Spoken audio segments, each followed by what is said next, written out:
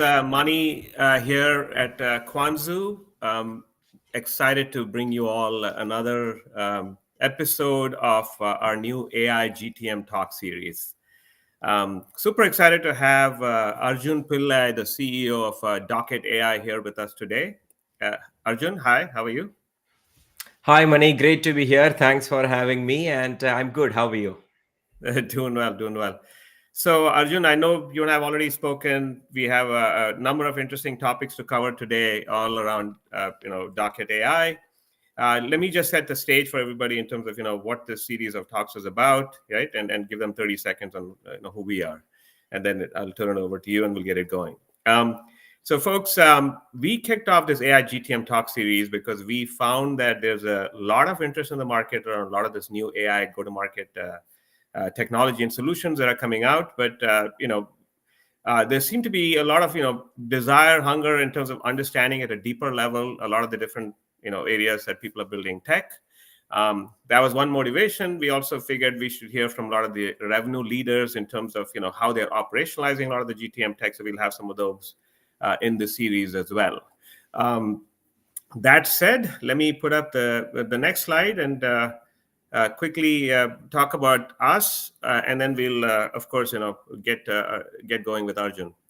So here at Kwanzaa, we are bringing together both person level and company level buying signals, helping our customers operationalize those buying signals, unify and put them to work in terms of doing a better job with their outbound. So think of it as highly personalized emails, LinkedIn campaigns, phone calls, voice scripts, and so on. So basically automating and helping them automate the entire outbound GTM motion.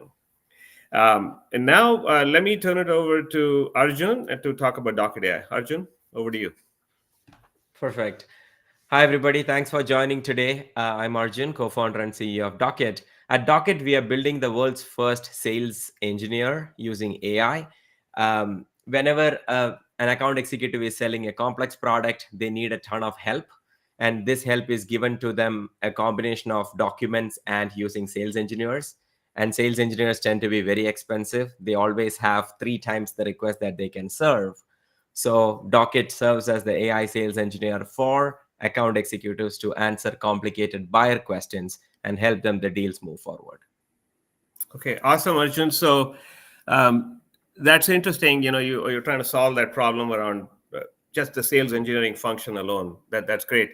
I think one of the first things people probably would have is, a question for you is, who do you all serve? What are some of the target segments you're pursuing at the moment? What kind of personas? What's the buying group, buying team look like?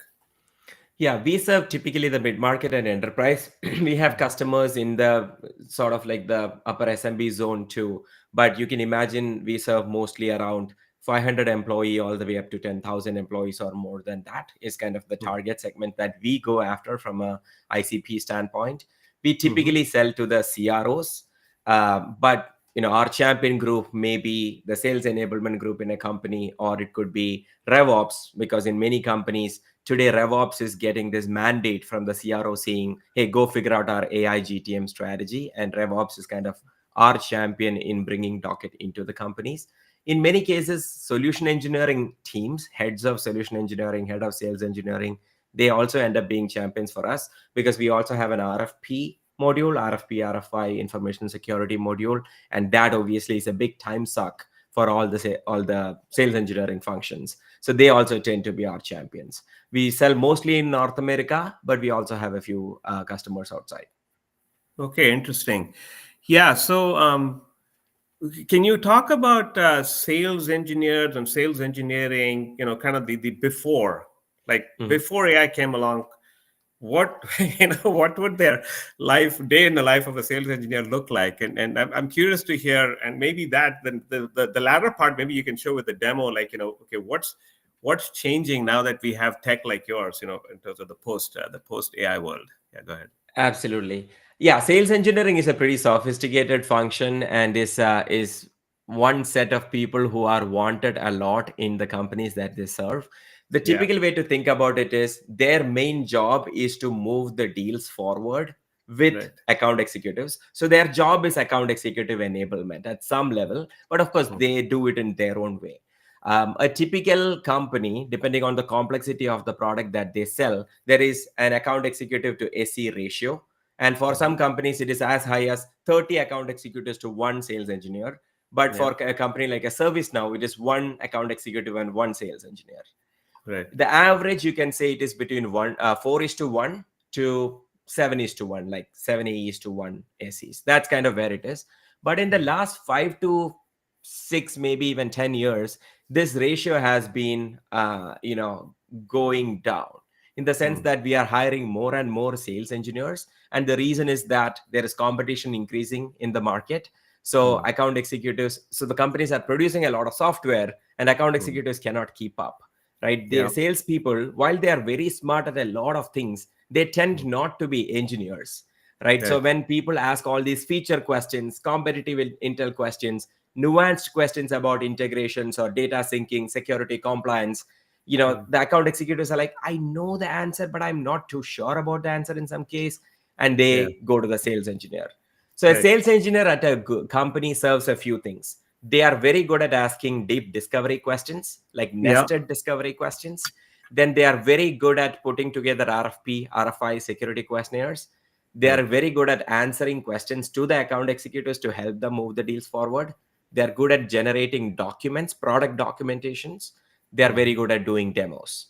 So these Mhm. are like 3 or 4 or 5 main things that a sales engineer is doing Yeah. in a company today. Got it. So you kind of mentioned a lot of different things there. I mean, that's a lot of things they need to handle day to day in their job. Yeah. Uh, let's get into, if you could, I think this will help people a lot. If you can just give a quick demo, 3 to 5 minutes, right, about Docket AI, and Yeah. in what ways are you helping sales engineers? And by the way, there's a lot of hype in AI, right, around you're going to go replace. Is this a replacement story, more of an augmentation support story? Think of Docket as a level 1 or a level 2 sales engineer that Right. enables the sales engineering team to offload a lot of the mundane tasks that they are doing to Docket, and Yep. that enables these human sales engineers to go execute on the more strategic things, which Right. are setting up custom solutions, custom demos for enterprise deals. This is Right. where the maximum leverage for go to market is getting for the companies as well, actually. So we don't Oh, replace. There is no customer of ours who onboarded Docket and let go of their sales engineering team. They are too sure. valuable to be let go. But account executives love us because now we are enabling them way quicker. And I can start showing it and we can talk through it. And Mani, feel free to pause me. No, no, no, no worries. Yeah, please go ahead. Yeah, let's take Perfect. a look at Docket. So I'm going to show a few use cases. Let's start with a use case where an account executive is in a deal, let's say pre-call or post-call. They have a question, and prior to Docket, they had to go find the sales engineer and then ask this question. But in a world where Docket exists, Mm-hmm. what you're seeing is our internal Slack channel. Yep.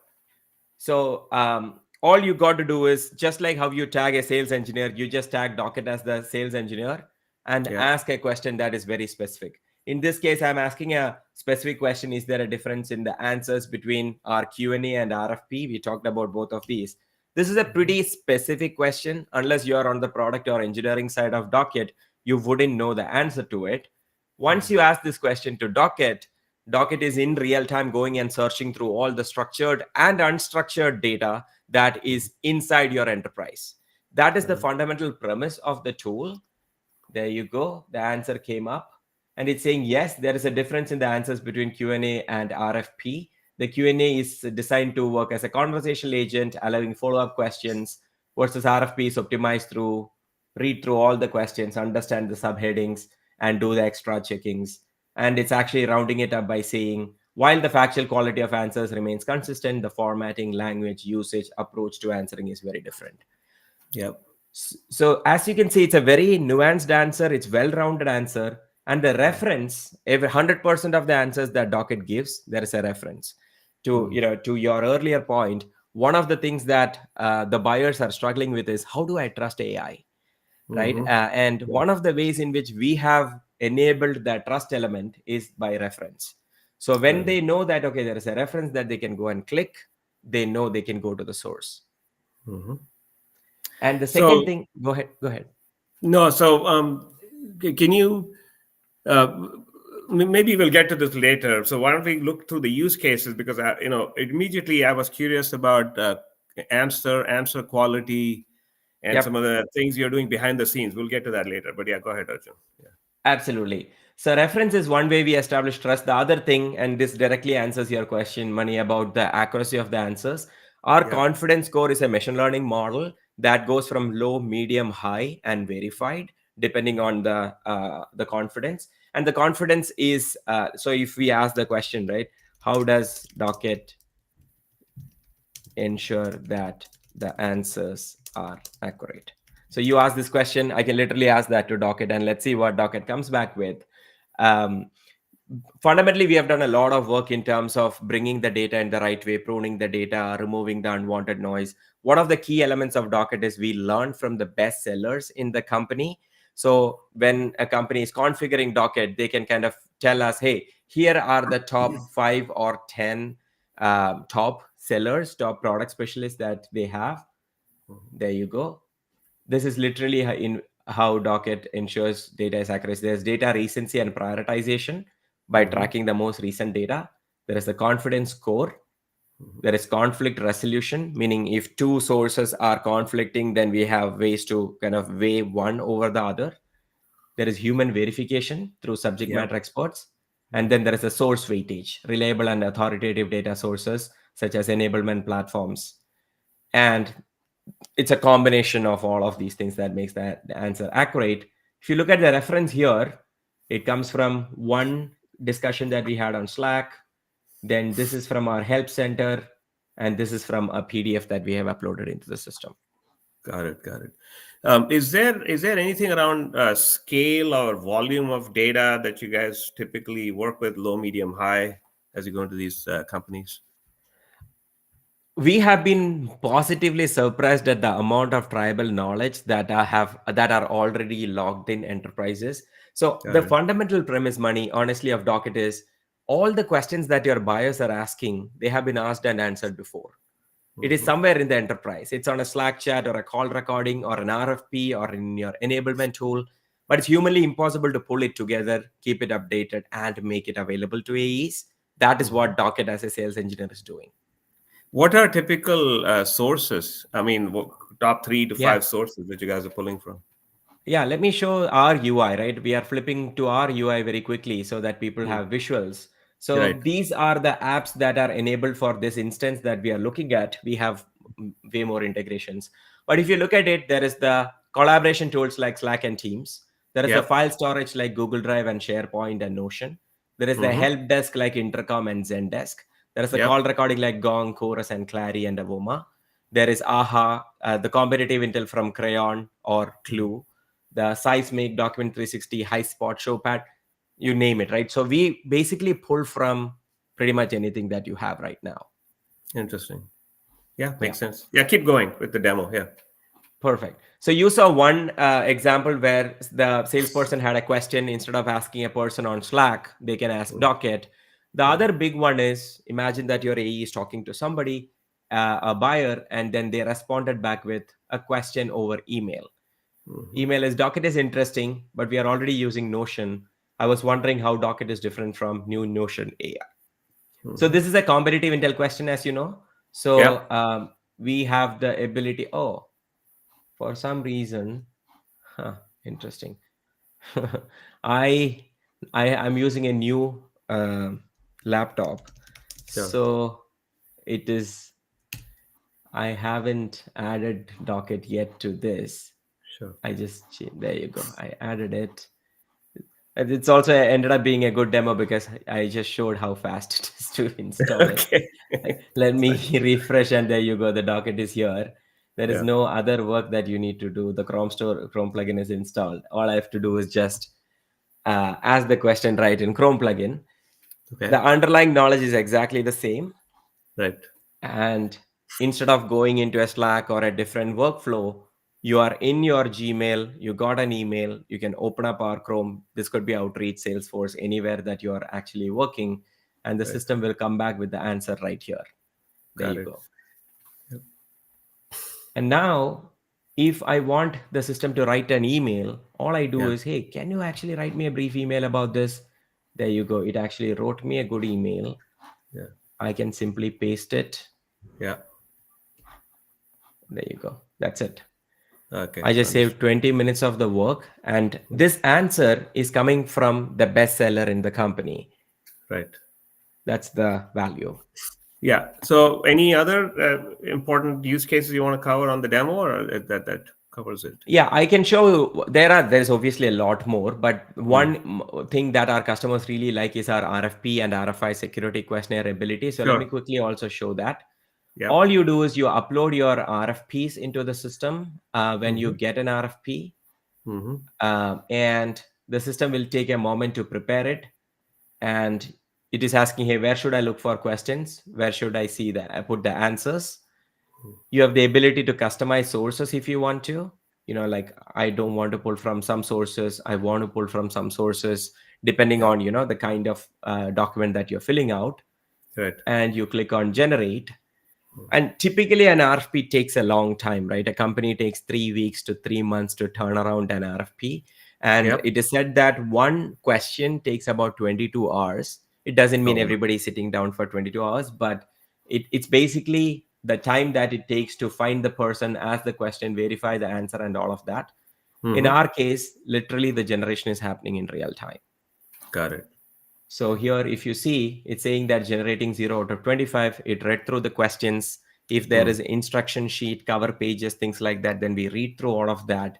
We give the answer, we give the confidence score, and all the references from which we pull the answer. Mm-hmm. Now imagine, Mani, you and I are working together on this. I can copy this link and send it to Yep. you so that you Mhm. can jump in and we can start collaborating. Okay. There you go. The Awesome. answer started filling in. I Yeah. can I can make it big and start reading it. Hmm. Now I can go deeper and say, hey, you know what? Make it small, make it big, edit Yeah. it as per prompt that you give. Mm-hmm. So the whole thing, all the questions we have generated already 22 out of 25 typically takes about 40-45 seconds for it to run through, 50 questions. Got it. Got it. That's awesome. Yeah. So that's really, yeah. I think quick, nice demo, Arjun, there about everything you guys can do. So let's go on then. Um, let's talk about value to the customer, and I think you've covered use cases. So how do people look at the value they're getting from your product? And what's the time to value that you're seeing among your customers? Yeah, the product is pretty turnkey because there is no additional labeling, tagging, foldering, etc. that the customers have to do. So they Yeah. typically end up connecting the integrations. Could be an hour, could be 2 hours, depending on their access, whether they want to go to the IT or not, things like that. And the system takes about 2 to 3 hours to index all the data and start searching on all of this data. We do Yeah. not train on the customer data, just to be clear. So we just index and search on top of the data, and the system will be ready to answer your questions in about 3 hours. So if you start the onboarding at 9 o'clock, then there's a good chance that you can start deriving the value by like 3 p.m. that day itself. Mm-hmm. It's super fast.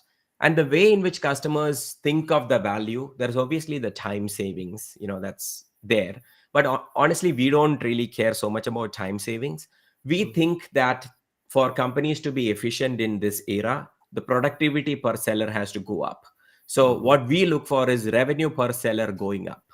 And the Got it. way in which the revenue per seller goes up in our cases, we improve win rates by 12 to 15%. We Mm-hmm. improve the ACV by 10%, and we reduce the sales cycle by 10%, and we onboard salespeople 15% faster. So Got it. if you put together all of these things across our customer base, we increase the revenue per seller by 22% across Mm. our average customer. Got So it. that is the value that we are delivering, and we help our customers to kind of do this reporting properly. Pre docket, what was happening, post docket, what is happening, and we help them to quantify this. Oh, wow. Okay, that sounds good. Now, in terms of the broader category, how do you see AI, changing, transforming your space, related areas, all in the on the sales side? What do you see happening? Absolutely.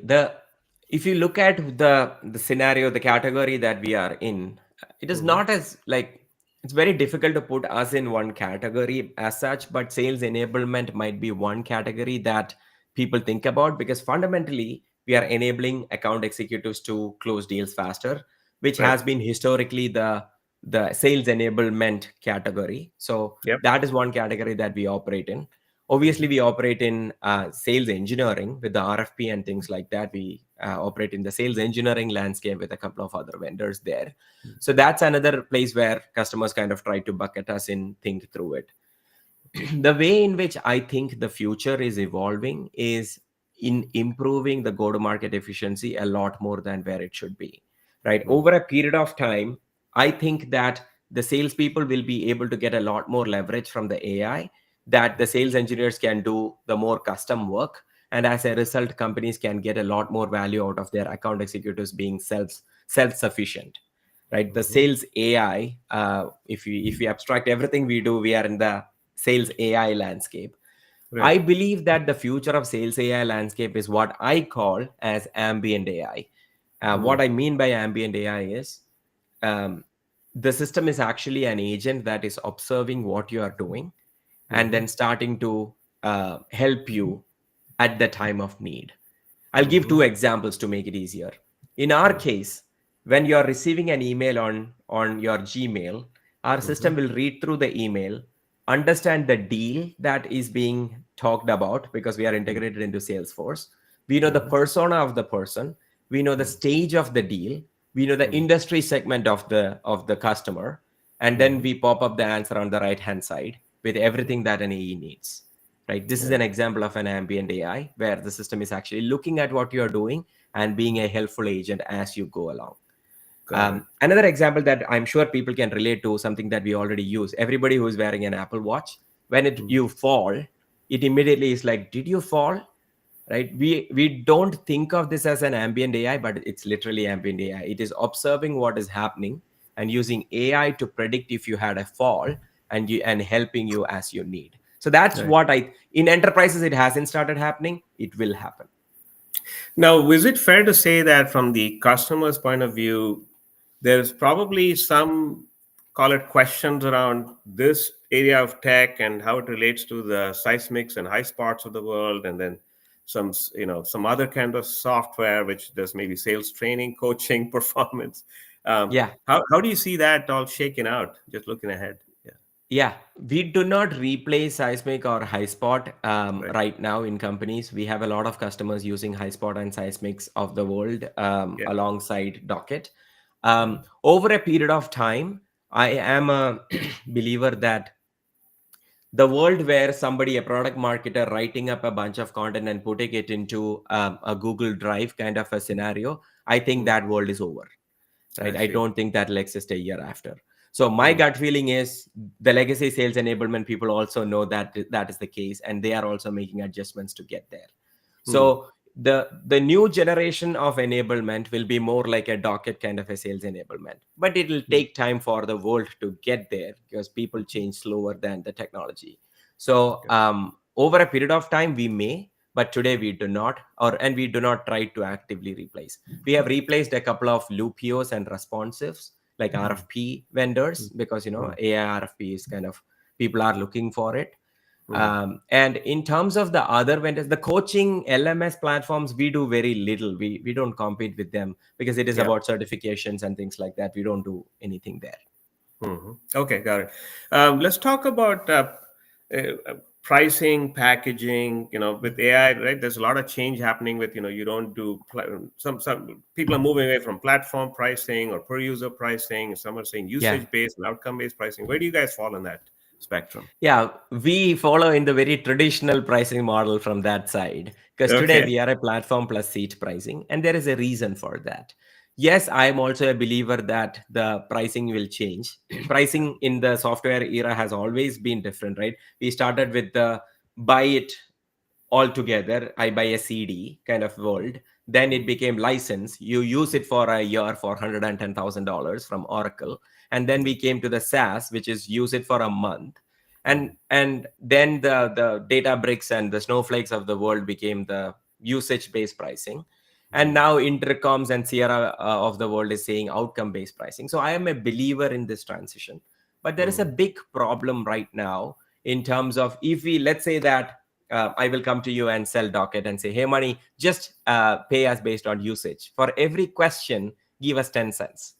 Yeah. Now, your question to me is, okay, Arjun, how many questions do you think we will have? I Yeah. don't have an answer for that, right? Because Right. we have Right. customers who are at tens of thousands of questions, and Yeah. we have customers who are at hundreds of questions, right? Hmm. Because one person is using it for RFP, one person Mm. is literally using for their 2,000 people seller organization, Yeah. right? So I don't have a good answer. I'll give you an average answer. And you, as the CFO now, you have no idea how much you have to allocate for Docket as a budget for the year, Yeah. right? So this usage based pricing and outcome based pricing tends to be very unpredictable for a CFO at this point in time. So it's going to take a year or two for the world to get comfortable with that motion. Mm. And that's when we will see changes in the pricing model. Mm. We will also start to test out some usage based model in the future. But as of now, we are very traditional. Yeah, no, that's interesting you say that because I'll tell you, certainly on the marketing side, head of growth, head of demand gen, they're used to budgeting for programs, variable spend, and then there is the notion of like, for example, I'm not trying to talk a lot about what we do, but we do offer cost per lead kind of models, Uh-huh. right? So cost per lead, cost per engaged account, cost. So you're right. In certain areas, I think it's a little more viable, and maybe in some other areas, it's a lot harder. To your point. 100%. It depends on the business that you are running for sure. Like you cannot say that everybody should go into outcome based pricing. It's not Yeah, possible. it's not going to work for every piece of tech. Yeah. So now Yeah. let's talk about. I think you already covered integrations, what all systems and tools you all tie into, and then I would then ask maybe just a little bit under the covers. What do you think about all the different AI LLM models? Are you working with some of the standard off the shelf LLMs, or custom LLMs, and you find you have to use different LLMs for different kind Yeah. of answers? How does that play out for you? Yes, we do use different LLMs for different use cases. We do use LLMs from multiple companies. We have also built small machine learning models for ourselves Mhm. that for specific things that we are doing, we have built our own models as well, or we have Okay. trained our own models, let's say. I am a believer that very, very, very few companies have the need to pre-train any model. Like, I would probably say like less than 20 companies or something like that. And Mm. there are very, very few companies who need to do fine tuning of LLMs also, because the Mm. speed at which LLMs are improving is Yeah. is still quite tremendous. I think it's starting to slow down with 4.5 and 3.7, Claude 3.7 and OpenAI 4.5. So it is starting to slow down a little bit, but it's still going pretty fast. So I Mm. think that it will be difficult for companies if they are fine tuning the LLMs. So we use off the shelf LLM models. We use mostly OpenAI's model. We have an enterprise agreement with OpenAI, making sure the data is private and secure and all of that. Yeah. Um, the Yes, that's what I think about LLMs. But depending on the use cases, people will have to use different LLMs. And in many cases, I think we are getting to a world where you are becoming LLM agnostic. If a Mm. company wants to use Anthropic, yeah, sure. If somebody wants to use OpenAI or Gemini, yeah, that's what we would do. Yeah. And what is your take, Arjun, in terms of just if you can help fellow founders in terms of big picture, what segments of the market, what industries are code a little more comfortable maybe with AI and bringing in AI technology, AI tools and adopting versus some others, with any guidance for the folks listening in terms of where they should probably, put some work in versus maybe be a little more careful. Yeah. Yeah, obviously, for like all the technologies, the technology sector is the primary adopter of AI technology as well. So Okay. if you are looking for an early adopter, then yeah, go look for your technology enterprise B2B SaaS, or even B2B tech. Outside SaaS, also B2B tech is probably a good place to start. And Hmm. then as you are looking for other things that you are doing, I have seen AI companies for healthcare. I have seen AI companies for manufacturing. I've seen for semiconductors. I've seen for financial services. So we Hmm. also target like fintech and financial services, manufacturing, life sciences. So there, if you are going, my advice would be go for a more niche approach. That if you Mm. are going into healthcare, you have to have the right compliances for the healthcare. Go work with enough healthcare companies in, like, get to like 5 healthcare companies and then expand from there. But if Yeah. you're looking for early adopter, then yeah, look for the early adopter industries like enterprise tech. Got it. We have one question that's come in. I think you said maybe you guys are serving a little more upmarket. This is, one of our listeners is asking, uh, can I can I access something like a docket as an individual contributor, for improving my sales conversions, right?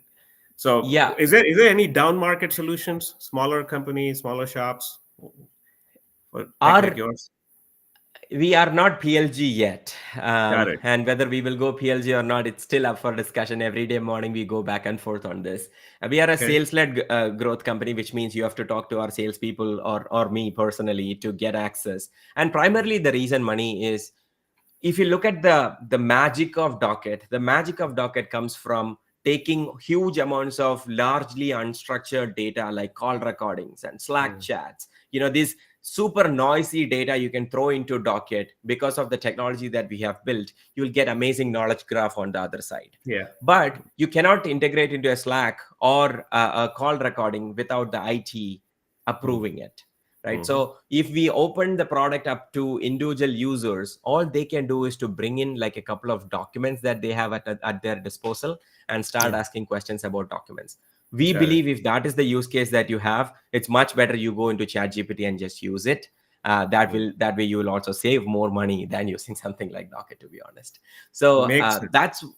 that's how we think. But over a period of time, who knows, maybe we will open up the RFP part for PLG, where you can Mm. put in like 20 of your previous RFPs and then just start generating RFP on your own. That's something that we are thinking about, but not yet out.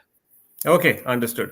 I'm going to switch topics now, and I wanted to, if you could share with the folks listening, just your own GTM, right? I mean, you guys are gotten your funding done, you're off to the races. How are you thinking about your own go to market in 2025?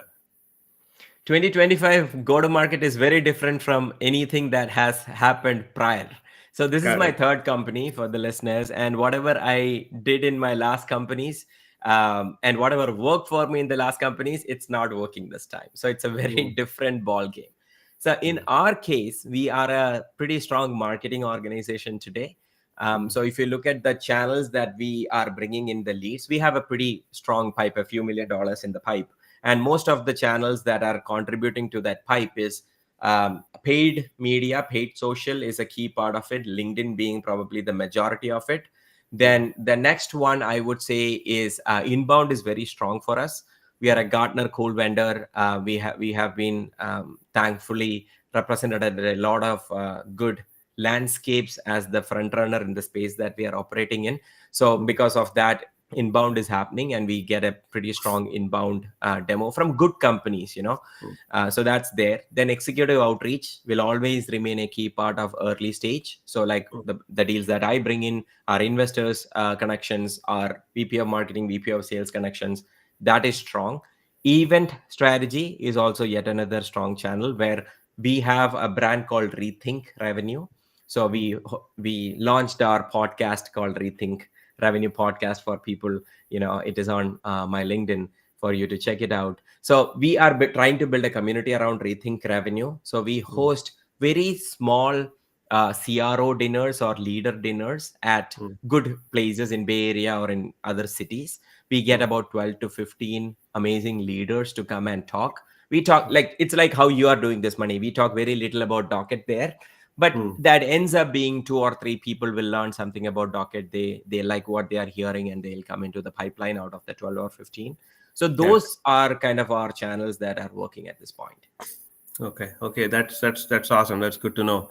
Um, and then let's talk next about just how do you see the continued evolution of AI? Just looking ahead, the next 6, 12, 24 months. Yeah. Go ahead.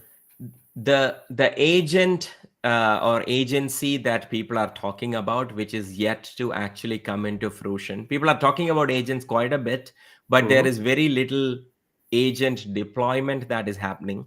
So honestly, when I am operating within the AI thing, one thing that I'm noticing is the build that is happening on or for AI, which is Nvidia making all this money by selling all these devices or servers, and everybody buying it and building this capacity. But I don't see the same amount of revenue that is getting driven on the other side. Hmm. So which company is actually making revenue out of AI? There are very few. Like obviously, OpenAI is making revenue, Anthropic is making revenue. So there are the fundamental foundational models that are making revenues. But outside that, is Microsoft, is Salesforce, is are these big companies making a ton of revenue from their AI? It is not really happening that much, right? So we are seeing like a discrepancy between the build that is there on the AI and the actual revenue leverage that's happening from AI, which means that, and it's also like there is so much investment that has gone into startups from investors in the last few years. So I believe that we need to see like a little bit of a bubble popping, for lack of a better word, where people kind of come into the senses that okay, we are hyping this thing very highly in the short term, and in the long term we are not hyping it up enough, right? So that's what I think will happen in the next couple of years. We will see LLMs, the models improvement slowing down. We will start seeing people agreeing that the uptick of AI within enterprises is not that high. So it doesn't make sense to invest at this pace. We need to slow down a little bit before we increase the pace. Human change is slower, so we'll have to give time for human change. Then we will start seeing agents come into our workspaces, and what I named as ambient AI, which is the agent is observing what you are doing and being helpful proactively in real time and taking responsibility of what it is doing. We'll start seeing that. I'll say one more thing. Most of the money that we are seeing, the big companies, or not the big companies, the fastly inflecting AI companies that we are seeing currently are mostly B2P companies, business to professional companies, like a Cursor. I'm a Hmm. dev, I can go to Cursor, we get it. Lovable, grew very fast, right? So Right. all these companies are B2P companies. All of this revenue is not sustainable because a lot of it is coming from experimental AI budget or my own credit card for $100. As they test it out, it will come down a little bit. So it's not going to be, up and to the north for all the companies. That will also happen, and that will cause the bubble to break a little bit, and then we get into the stability. Yeah, no, that's a good one because I think toward the end of what you talked about, you brought up a business to professional or B two P because you're right. The all over LinkedIn, what you hear is about the B two P guys and all the success they're seeing. Right. I mean, in Yeah. fact, I was at a conference, an AI conference called Human X, and I met this amazing founder who's gone like 0 to 15 million ARR and literally in 2 years, right? And it's AI for image generation type of stuff. Yeah. So I think you're right. I think a lot of them will also be thinking about, okay, how do I build a long-term sustainable growing business? And so, but one other thing I want to ask you about was just literally change management, right? Because Mhm. you have your existing AI GTM tech stack, and then you have to figure out how to bring in all this new AI tech for different parts and pieces. Um, and anything you have, any comments on that topic? Because how do you see? Because there's a lot of hype around. Hey, CRM will go away. AI is going to take over. You know, Yeah. but I don't see that as a reality, right? Anytime soon. I mean, how do you see that evolving? Maybe before I give my point of view, I want to hear yours. Yeah. I would love to hear your point of view here too. The way I think about it is I think the B2B buyers, the CFOs of the world have given a pretty clean way to bring in AI. So I see, let me explain it in two steps. The first thing is who is owning AI initiatives at a company? The companies are starting to put together AI committees, right? It is either the CIO or like a VP of engineering or somebody like that who is getting the mandate from the CEO saying, go figure out the AI strategy. And that person is kind of liaisoning with all the rest of the departments and putting together GTM AI strategy, finance AI strategy, things like that. So that is starting to get figured out who owns AI. in companies, and I hear a lot of that. And companies are starting to think about AI strategy generally and go to market AI strategy as well. Then, so that is the first part. The second part is the companies are very clear that they are not trying to add a net new line item into their world. They are like, we do not have the budget to add a net new line item. So Mm, whatever you are selling to us, you got to replace one thing on my line item and add AI so that it is so much easier than whatever I'm currently using. mm, So that means that the way for companies to bring in any tool into their buyers or their customers is by thinking through like which line item of the CFO budget am I going to replace. This puts mm, a little bit of pressure on the startups because most startups build point solutions, and mm, point solutions will usually be new line items, and they will mm. struggle to get new line item budget into a CFO. So that is why companies are following more of compound startup methodology, where they are not building point solutions but doing a little bit more, Mm. so that you can end up replacing one line item clearly on the CFO budget. So I think Right. that is where the change management from a budget and customer buying standpoint is happening. Mm. Then, depending on the tool, obviously the change management within the enterprises have to happen. Right. So I have two more questions, and then we'll begin the wrap up. Sure. Next one is around. I think one of the big hurdles in AI adoption we've seen. I mean, when you go mid market, large enterprises, is data security, compliance, privacy. Would you agree that continues to be a key challenge, right, for younger companies, new tech providers to overcome and going in? 100%. Yeah. 100%. This is, we get this question a lot Okay. from our customers. However, while this question is coming up in every call, we haven't lost a deal because of this. We have actually Okay. lost only one deal so far. Mhm. That deal was because this company was a French company and they needed European data residency. Hmm. And this was 8 months before, nine, something like that. And we were like, by no means we were going to entertain a European data residency, being the Right. small startup that we are. So we said we cannot support it. And because of that, they didn't convert as a customer. Correct. Other Yeah. than that, go ahead.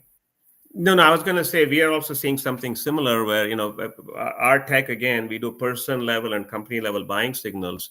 Company level Yeah. signals work globally and nobody has issues with it. But Yeah. person level signals only work for the US and US market. Yes. And as you said, for GDPR and other reasons, we have to stay away from those.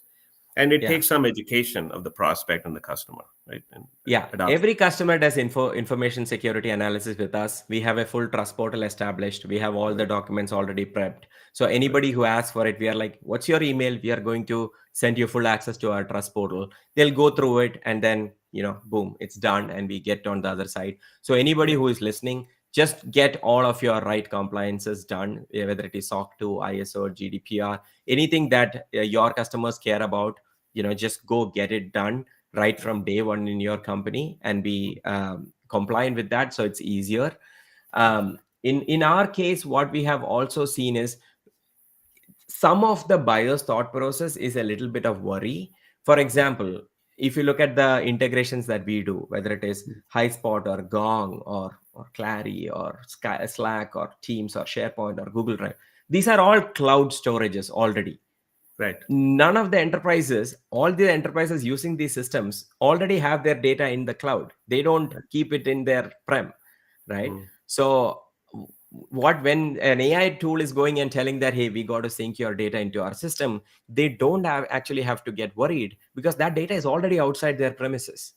So our job as sellers is to educate our buyers saying, hey, hang on, we are not taking anything that is inside your premises outside. It's already right, outside your premises. We are syncing small portions of that into our system, and you have full control of what goes in. You can delete it. We don't train on your data. We are secure and they are comfortable. So this is right. what we do. Right. So just to wrap up, last question. Any final thoughts for companies that are trying to build AI for GTM tech? And then, I'll put up our information as you finish the last question. Yeah, it's a very complicated space today in the GTM AI tech. There have been a ton of investment, there have been a ton of good founders, and a lot of the people who raised money, who didn't work with their first idea, they are pivoting into GTM AI tech. That's what I see. So it's a very complicated space. So Mm. before you get into this space, do a lot of customer validation. Go talk to your potential customer day in and day out. Do hundreds of them, at least 100 of them. Make sure that you are onto something before you start building. There's a significant chance that once you build something, you will have to elbow your way, because everybody is also consolidating. So you will have to figure out how you are different from everybody else. So just be mindful. Go to market AI tech is very complicated, and it takes time for you to unwind it if you're new to the space. Yeah, thanks, Arjun. And then I'm going to put up just contact information. How can people get in touch with you and the folks at Docket? Yeah, for Docket, go to docketai.com or go to Google or ChatGPT and search for Docket AI, and you should be able to get to Docket. To reach out to me, I'm very active on LinkedIn. Just feel free to follow me, connect with me, send messages, send in my emails. I will try my level best. I read everything. I'll try my level best to respond as well if there is anything that I can be helpful with. And yeah, there you go. My email is also here, so you know. Yeah. All right, Arjun, this has been an amazing session. Thanks for the time. And folks, that was Arjun Pillai from Docket, and hope you enjoyed this AI GTM Talks